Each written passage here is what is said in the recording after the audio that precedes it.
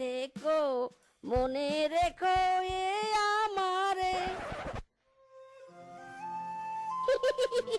বউ, এই যে মাছ আর শামুক এনেছি, দুপুরবেলা হাঁসকে খেতে দিও কেমন?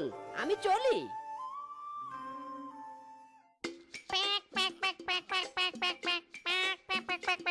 কি ব্যাপার? বাইরে তো হাঁস নেই, মনে হচ্ছে ঘর থেকে আওয়াজ এলো। ও আচ্ছা, তার মানে এই ব্যাপার। শালারা তো ভালোই শিয়ানা।